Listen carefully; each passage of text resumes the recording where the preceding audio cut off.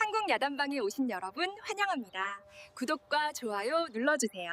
오늘의 야담 시작합니다. 평범한 일상 250자. 옛날 옛적 전라도 영암과 해남 사이 다리 반쯤 걸린 들판을 품은 조용한 마을이 하나 있었습니다. 바로 반월촌이었지요. 이곳은 겉으로 보기엔 여느 시골 마을과 다를 바 없었습니다. 농사를 짓고 장날이면 이웃 고을과 물건을 나누고 아이들은 개울가에서 뛰놀았지요. 마을 사람들은 해가 뜨면 일어나 밭으로 향했고 해가 지면 집으로 돌아왔습니다. 마을 한가운데에는 오래된 우물이 하나 있었습니다. 대대로 이어져 온 우물로 마을 사람들은 이곳에서 물을 길어 마시고 빨래를 하며 살아왔지요. 우물가는 여인네들의 수다가 오가는 장소였고 아이들에게는 놀이터나 다름없었습니다. 그러나 평화로운 겉모습 아래 반월촌에도 어둠은 있었습니다. 마을의 땅 대부분을 소유한 지주 송태만은 사람들의 생계를 쥐고 흔드는 인물이었지요. 그는 겉으로는 마을을 보살핀다 말했지만 속내는 달랐습니다.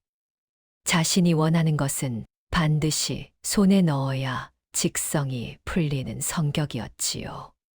특히 그의 눈에 들어온 이가 있었습니다. 바로 젊은 과부 아랑이었습니다.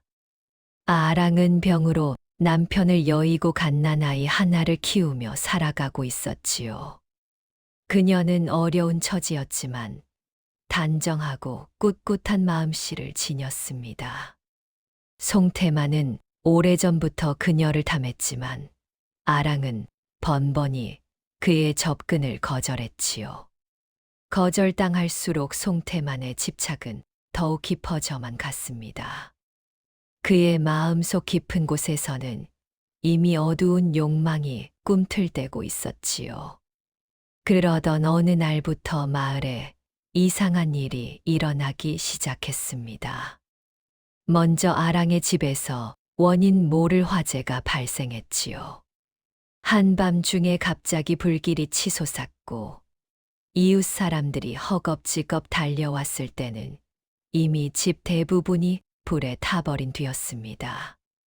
이상한 점은 아랑과 그녀의 아이가 보이지 않았다는 것이었습니다. 사람들은 불길 속에서 목숨을 잃었으리라 짐작했지만 시신조차 발견되지 않았지요. 그리고 며칠 뒤부터 마을에는 기묘한 소문이 떠돌기 시작했습니다. 밤이 깊어 달이 중천에 오르면 마을 한가운데 우물가에서 여인의 울음소리가 들려온다는 것이었지요. 그 울음은 길고 낮았으며 듣는 이의 등골을 서늘하게 만들었습니다. 바로 그때 한 선비가 반월촌에 도착했습니다. 이름은 이도현. 30 중반의 나이로 지방 기록을 정리하기 위해 여러 고을을 돌아다니던 인물이었지요.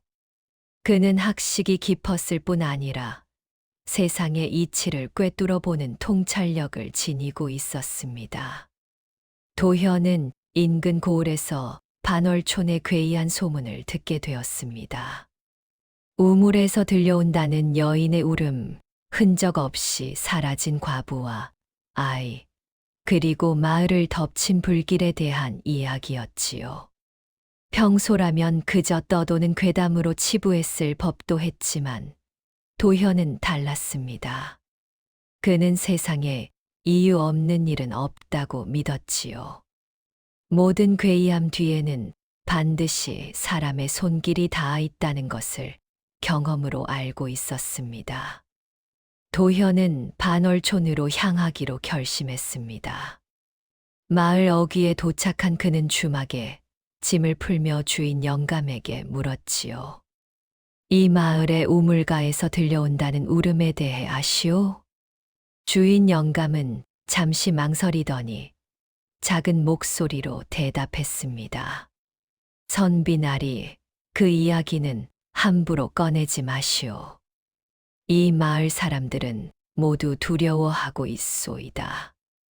도현의 눈빛이 깊어졌습니다. 두려움이 클수록 숨겨진 진실도 크다는 것을 그는 알고 있었지요. 도현은 그날 밤 직접 우물로 향하기로 마음먹었습니다. 주막 주인은 만류했지만 도현의 결심은 확고했지요. 그는 등불 하나를 들고 달빛 아래 조용히 우물을 향해 걸어갔습니다. 마을은 고요했고 오직 바람 소리만이 나뭇가지를 흔들었습니다. 우물에 가까워질수록 공기는 묘하게 무겁게 느껴졌지요. 우물가에 도착한 도현은 주변을 살폈습니다. 달빛이 우물 속 깊은 곳으로 스며들고 있었지요. 그 순간이었습니다. 물 아래에서 희미한 울음소리가 피어올랐습니다. 마치 누군가 차갑고 깊은 어둠 속에 갇힌 채 세상을 향해 마지막 힘으로 손을 뻗는 듯한 소리였지요. 도현은 몸을 더욱 낮추어 우물을 들여다보았습니다. 그때 우물가에 놓인 나무 바가지 하나가 눈에 들어왔습니다. 바가지의 한쪽 면은 검게 그을려 있었지요. 불. 도현은 중얼거렸습니다. 우물가에서 불이 날 이유는 없었습니다. 이 그을린 바가지는 무언가 중요한 단서였지요. 다음 날 아침, 도현은 마을 사람들을 만나기 시작했습니다. 처음에는 모두들 입을 굳게 다물었습니다.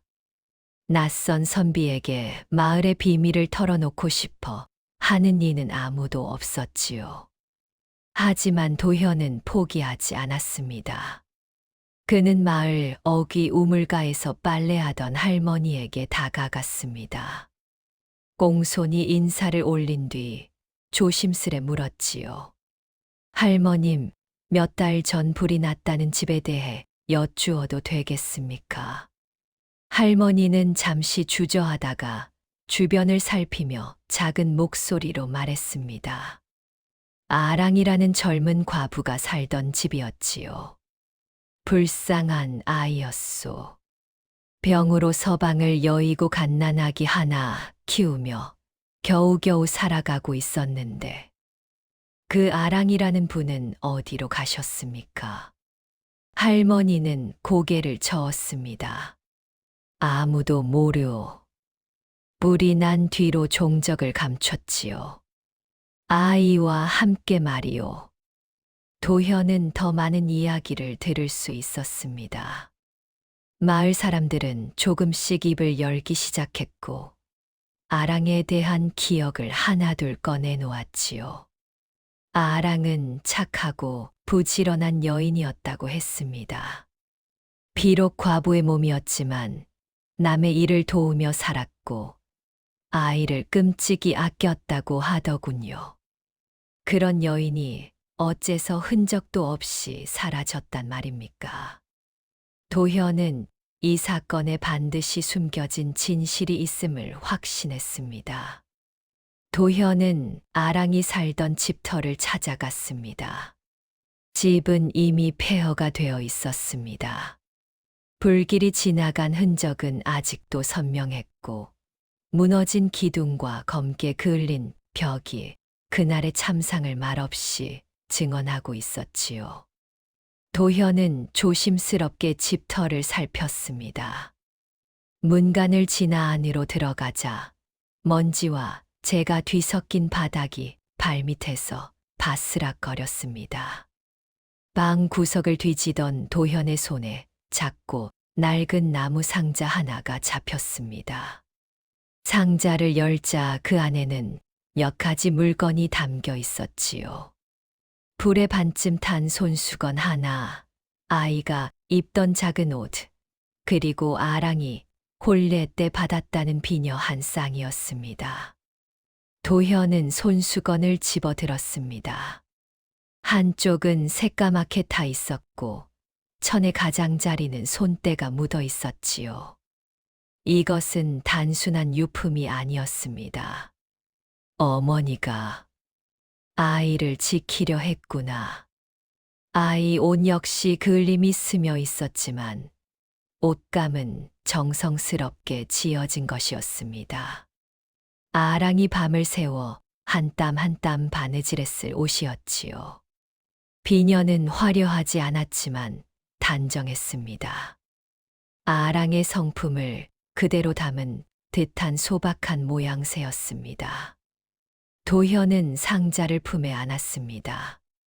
이 물건들은 아랑의 삶을 증명하는 유일한 흔적이었고, 그녀가 마지막 순간까지 무엇을 지키려 했는지 보여주는 증거였지요. 그는 확신했습니다.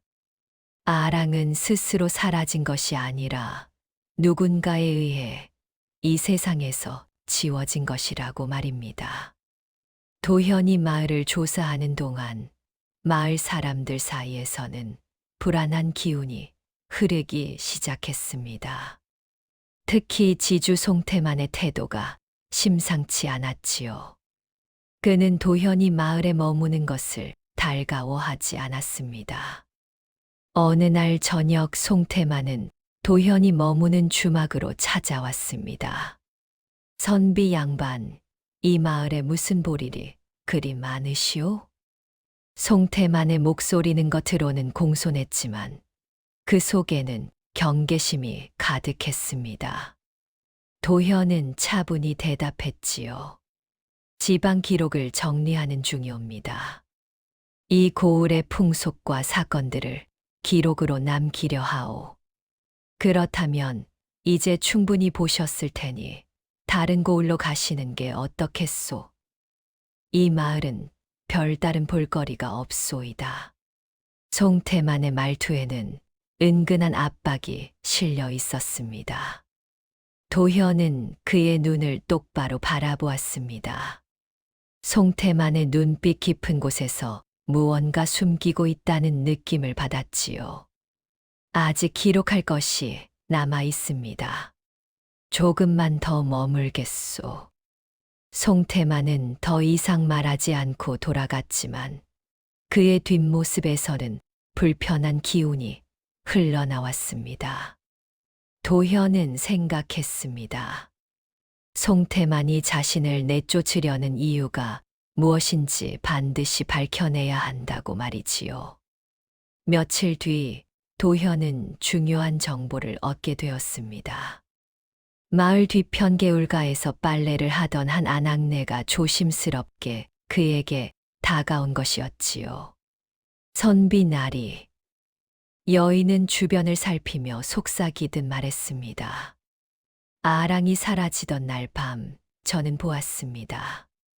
도현의 눈빛이 날카로워졌습니다. 무엇을 보셨소?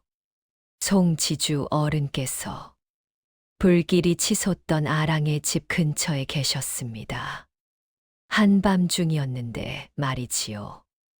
여인의 목소리는 떨리고 있었습니다. 처음에는 불을 끌어 오신 줄 알았습니다. 하지만 이상했지요. 지주 어른은 불을 끄려 하지 않으셨습니다. 그쵸.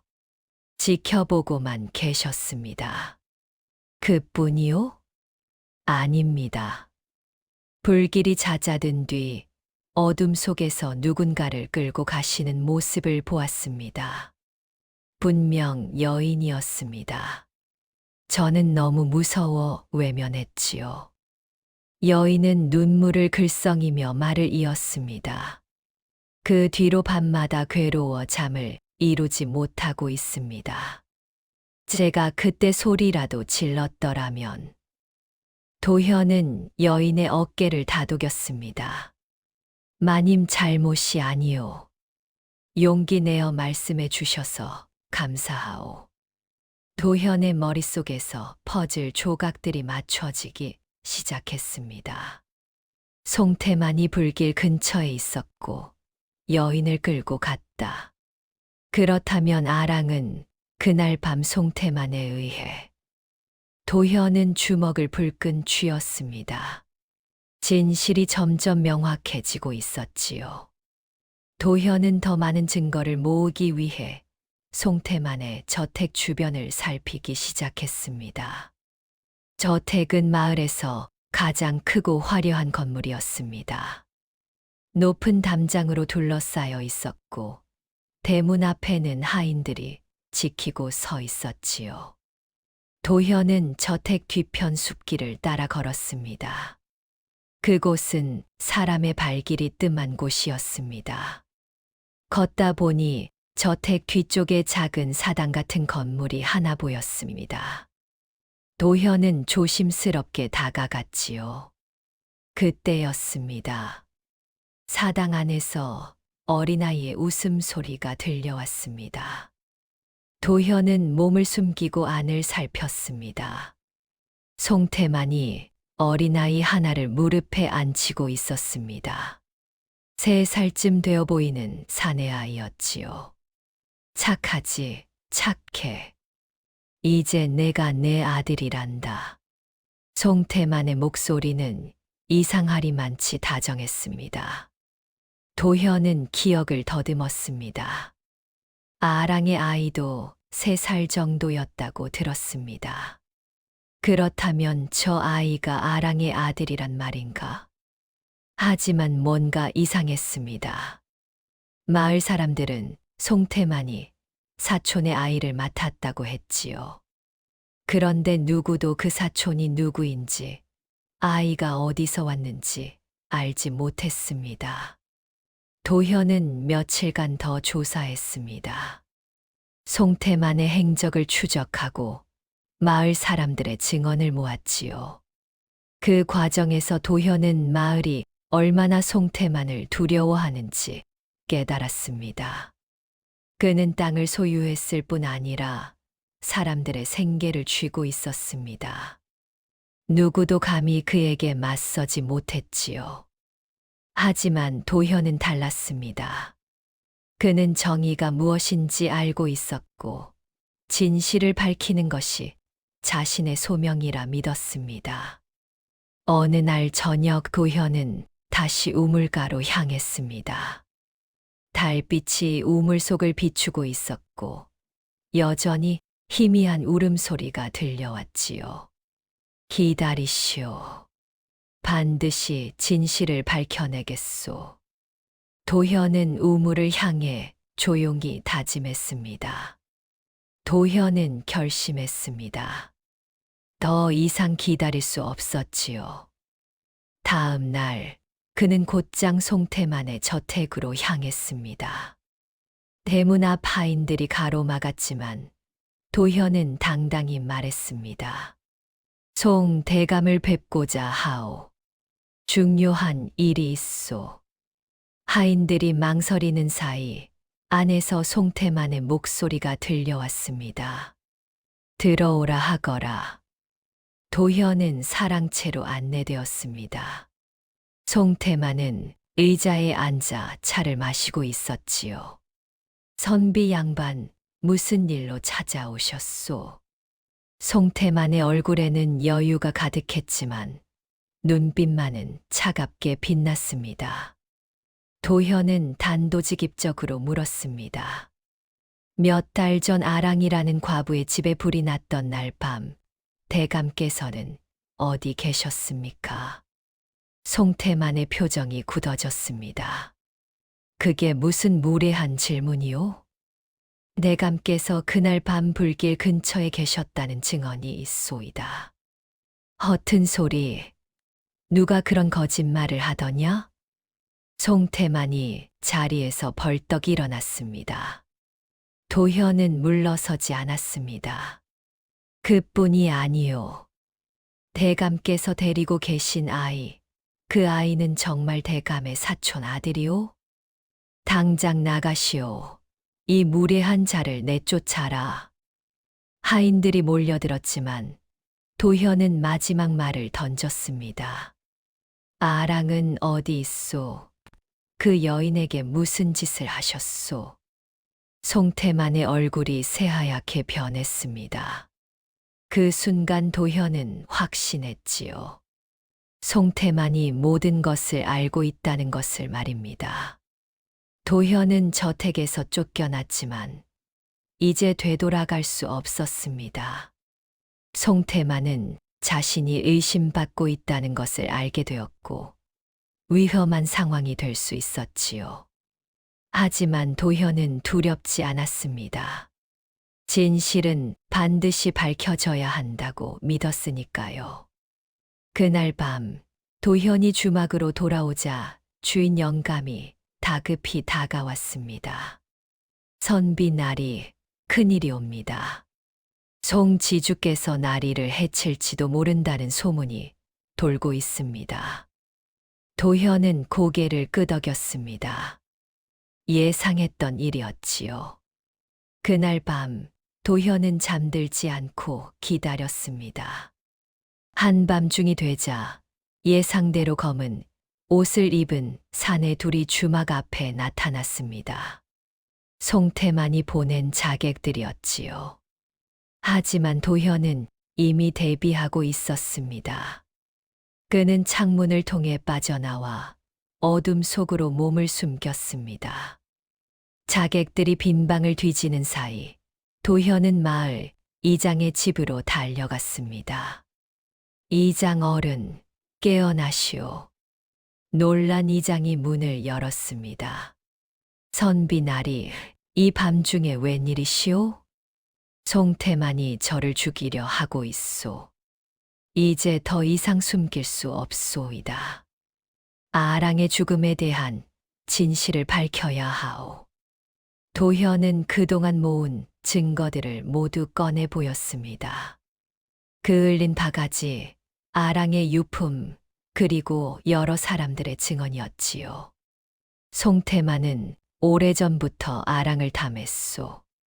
하지만 아랑이 거절하자 그는 불을 질러 아랑을 궁지에 몰았소. 그리고 불길 속에서 빠져나온 그녀를 납치했소이다. 이장의 얼굴이 창백해졌습니다. 그렇다면 아랑은 지금 우물입니다. 우물 근처 어딘가에 아랑이 있을 것이요. 그 순간 밖에서 소란스러운 소리가 들려왔습니다. 마을 사람들이 하나둘 모여들기 시작했지요. 자객들이 도현을 찾아 돌아다니는 것을 본 사람들이 무슨 일인가 싶어 나온 것이었습니다. 도현은 모여든 사람들 앞에 섰습니다. 여러분, 이제 진실을 말씀드리겠소. 그리고 그는 송태만의 죄를 낱낱이 밝혔습니다. 아랑을 탐했던 일, 불을 지른 일, 그리고 아랑을 납치해 어딘가에 가둔 일까지 모두 말이지요. 사람들은 충격에 휩싸였습니다. 하지만 동시에 분노가 치솟았습니다. 그들이 두려워하며 섬기던 지주가 이토록 악독한 짓을 저질렀다니 말입니다. 소식은 빠르게 퍼졌습니다. 다음 날 아침 마을 사람들은 송태만의 저택 앞에 모여들었습니다. 더 이상 두려움에 떨지 않았지요. 진실이 밝혀진 이상 침묵할 수 없었습니다. 송태만은 대문을 굳게 닫고 나오지 않았습니다. 도현은 대문 앞에 서서 외쳤습니다. 송태만, 나오시오. 아랑은 어디 있소? 잠시 침묵이 흘렀습니다. 그리고 대문이 천천히 열렸지요. 송태만이 나타났습니다. 그의 얼굴은 일그러져 있었고 눈빛은 광기로 물들어 있었습니다. 아랑, 그 여자 때문에 내가 이 지경이 되었단 말이오? 송태만이 비웃듯 말했습니다. 내가 얼마나 정성을 다해 그 여자를 대했는데 감히 나를 거절했소. 과부 주제의 말이오. 사람들은 경악했습니다. 송태만은 조금의 반성도 없었습니다. 그래서 어쩌셨소? 아랑을 어디에 가두셨소? 도현이 다그쳐 물었습니다. 송태만은 입을 다물었습니다. 하지만 그의 눈빛이 잠깐 흔들렸지요. 바로 그때 마을 사람 중 한 명이 외쳤습니다. 우물입니다. 우물 근처를 뒤져야 합니다. 사람들이 우물로 달려갔습니다. 도현도 함께 뛰었지요. 우물가에 도착한 도현은 주변을 자세히 살폈습니다.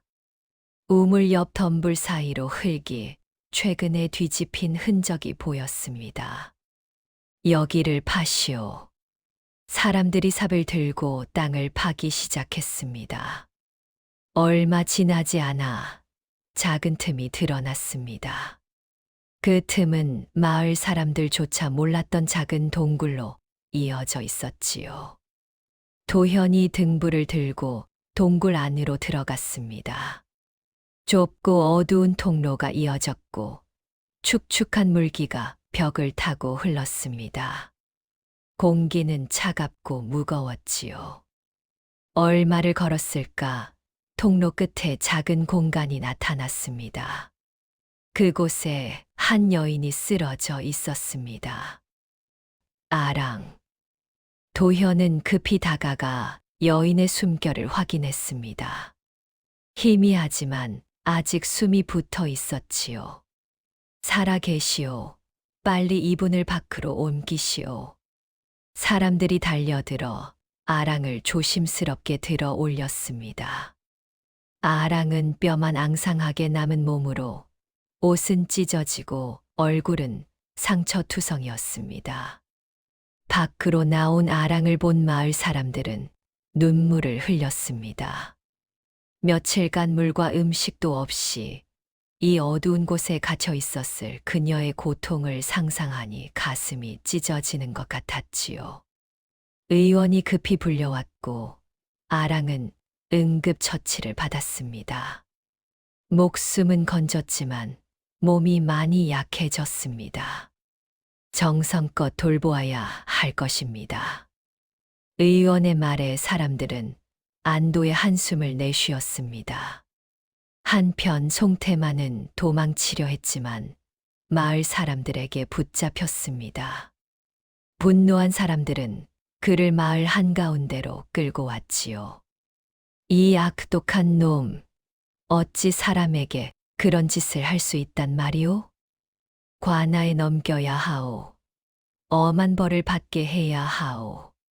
사람들의 외침이 하늘을 찔렀습니다. 송태만은 고개를 숙인 채 아무 말도 하지 못했지요. 아랑이 의식을 되찾은 것은 사흘째 되던 날이었습니다. 그녀는 천천히 눈을 떴고 주변을 둘러보았지요. 낯선 방이었지만 따뜻한 이불이 덮여 있었고 창문으로 햇살이 들어왔습니다. 정신이 드셨습니까? 옆에서 한 아낙네가 부드럽게 물었습니다. 여기가 어디입니까? 이장님 댁이옵니다. 마님께서 구출되신 후 이곳에서 치료를 받고 계시지요. 아랑의 눈에 눈물이 고였습니다. 자신이 살아났다는 사실이 믿기지 않았지요. 제 아이는 어디 있습니까? 아랑이 다급히 물었습니다. 그녀가 마지막 순간까지 걱정했던 것은 오직 아이뿐이었습니다. 아낙네는 잠시 망설이다가 말했습니다. 아이는 무사하옵니다. 어디 있습니까? 보여주십시오. 아랑이 일어나려 하자 아낙네가 그녀를 붙잡았습니다. 아직 몸이 약하시옵니다. 곧 아이를 데려오겠습니다. 얼마 후 도현이 방으로 들어왔습니다. 아랑마님, 제가 할 말씀이 있습니다. 도현은 조심스럽게 말을 이었습니다. 불이 났던 그날 밤, 아이는 이웃집 아주머니가 구해내었습니다. 그리고 먼 친척에게 맡겨져 다른 마을에서 건강하게 자라고 있습니다. 아랑의 얼굴에 안도의 빛이 스쳤습니다. 그렇다면 제 아이가 살아있다는 말씀입니까? 그렇습니다. 곧 데려오도록 하겠습니다. 아랑은 그제야 소리 내어 울었습니다. 기쁨의 눈물이었지요. 하지만 도현의 표정은 여전히 무거웠습니다. 그에게는 아직 밝혀야 할 진실이 하나 더 남아 있었습니다. 마님, 송태만이 데리고 있던 아이에 대해 아십니까? 아랑이 고개를 저었습니다. 송태만은 마님의 아이라고 속이며 다른 아이를 데리고 다녔습니다. 사람들을 속이기 위해서였지요. 아랑의 얼굴이 창백해졌습니다. 그녀는 자신의 아이가 죽었다고 믿으며 절망 속에서 죽어가고 있었던 것입니다. 그 악독한 자가. 아랑은 분노와 슬픔이 뒤섞인 목소리로 중얼거렸습니다. 며칠 후 아랑의 아이가 마을로 돌아왔습니다. 어린아이는 친척의 손을 잡고 이장의 집으로 들어왔습니다. 아랑은 아이를 보자마자 눈물을 쏟으며 끌어안았지요. 내 아이, 내 아이. 아이도 어머니를 알아보았는지 아랑의 품에 안겼습니다. 그 모습을 본 마을 사람들도 눈시울을 붉혔지요. 하지만 기쁨도 잠시 아랑의 몸은 여전히 회복되지 않고 있었습니다. 의원은 고개를 저으며 말했습니다. 너무 오랜 시간 고통을 겪으셨습니다. 몸만이 아니라 마음의 상처가 깊습니다. 도현은 아랑 곁을 지키며 그녀가 회복되기를 기도했습니다. 한편 송태만은 관아로 압송되었습니다. 그의 죄목은 명확했지요. 방화, 납치, 감금, 그리고 살인 미수까지. 관아에서는 엄중한 조사가 시작되었습니다. 송태만의 악행은 아랑 사건뿐만이 아니었습니다. 그동안 권력을 이용해 저지른 수많은 횡포가 드러났지요. 땅을 빼앗긴 사람들, 억울하게 매를 맞은 사람들, 그의 욕심 때문에 고통받은 이들이 하나둘 증언하기 시작했습니다. 송태만의 몰락은 빠르게 진행되었습니다. 그가 쌓아온 권력과 재산은 순식간에 무너져 내렸지요. 아랑은 조금씩 기력을 회복해 갔습니다. 아이와 함께 있는 시간이 그녀에게는 가장 큰 치유였지요. 아이의 웃음소리가 들릴 때마다 아랑의 얼굴에도 미소가 번졌습니다. 하지만 밤이 되면 아랑은 여전히 악몽에 시달렸습니다. 어둠 속에 갇혔던 그 시간, 송태만의 폭력, 그리고 아이를 잃었다고 믿으며 느꼈던 절망이 그녀를 괴롭혔지요. 어느 날 밤, 아랑은 도현을 찾아왔습니다. 선비나리, 제가 할 말씀이 있습니다. 아랑의 목소리는 떨리고 있었습니다. 말씀하시지요. 그날 밤, 불이 났을 때 저는 아이를 안고 밖으로 나왔습니다. 하지만 송태만이 기다리고 있었지요. 아랑은 힘겹게 말을 이어갔습니다. 그는 오래전부터 저를 탐했습니다. 제가 과부라는 이유로 자신의 것으로 만들 수 있다고 생각했지요. 하지만 저는 매번 거절했습니다. 그래서 그자가 불을 지른 것이옵니까? 그렇습니다. 제가 도망칠 수 없게 만들려고 했지요. 불길 속에서 나온 저를 붙잡아 사람들이 보지 못하는 곳으로 끌고 갔습니다. 아랑의 눈에서 눈물이 흘러내렸습니다. 저는 아이를 어디에 두고 왔는지조차 기억나지 않았습니다. 불길과 혼란 속에서 아이가 죽었다고만 생각했지요. 그 괴로움이 얼마나 컸겠습니까? 도현이 위로의 말을 건넸습니다. 그자는 저를 그 어두운 곳에 가두고는 아무도 찾지 못할 것이라고 비웃었습니다. 저는 매일 죽음을 기다렸습니다. 아랑은 손수건으로 눈물을 닦았습니다. 하지만 죽을 수가 없었습니다. 혹시라도, 정말 혹시라도 제 아이가 살아있을지도 모른다는 희망 때문이었지요. 그 희망이 마님을 살린 것이옵니다. 도현은 아랑의 손을 잡아 주었습니다. 이제는 모든 것이 밝혀졌습니다. 마님의 아이도 무사하고 송태만도 응당한 벌을 받을 것입니다. 고맙습니다, 선비 나리. 나리가 아니었다면 저는 그 어둠 속에서 영원히 빠져나오지 못했을 것입니다. 그날 밤, 아랑은 처음으로 편안한 잠을 잤습니다. 악몽은 찾아오지 않았지요. 한편 관아에서는 송태만에 대한 판결이 내려졌습니다. 송태만은 방화, 납치, 감금의 죄로 유배형에 처한다. 또한 재산은 모두 몰수하여 피해자들에게 돌려주도록 하라. 판결문이 낭독되는 동안 송태만은 고개를 들지 못했습니다. 그의 얼굴은 재처럼 창백했지요. 마을 사람들은 판결 소식을 듣고 환호했습니다. 마침내 정의가 실현된 것이었습니다. 하지만 도현의 마음속에는 여전히 한 가지 의문이 남아 있었습니다. 우물에서 들려오던 그 울음소리는 과연 무엇이었을까? 모든 사건이 마무리된 어느 날 밤, 도현은 다시 우물가로 향했습니다. 달은 밝게 떠 있었고 우물 위로 달빛이 쏟아지고 있었습니다. 도현은 우물가에 앉아 고요히 귀를 기울였지요. 그런데 이상했습니다. 더 이상 울음소리가 들리지 않았습니다.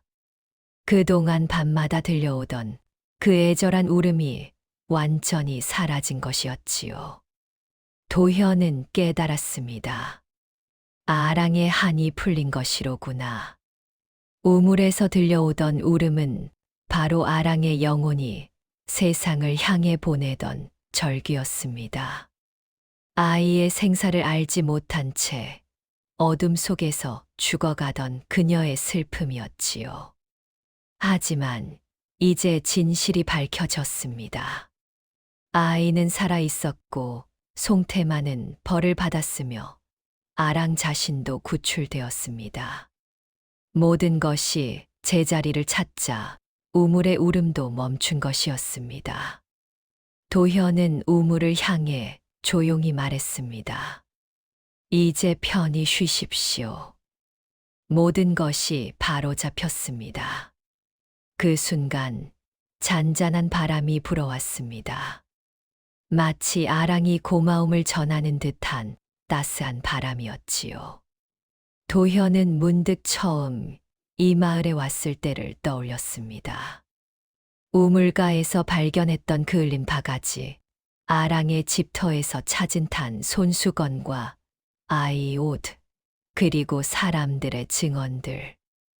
모든 것이 하나의 이야기로 이어져 있었습니다.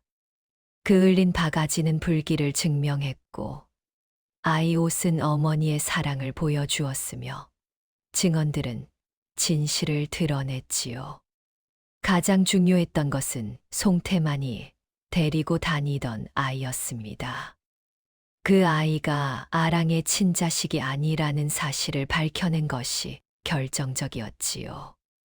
만약 그 아이가 정말 아랑의 아들이었다면 아랑의 친자식은 어디로 갔을까 하는 의문이 생겼을 것입니다. 하지만 그 아이가 가짜였기에 진짜 아이가 다른 곳에서 살아있을 가능성이 열린 것이었습니다. 도현은 모든 퍼즐 조각을 맞춰가며 진실에 다가갔습니다. 그리고 마침내 아랑을 구해낼 수 있었지요.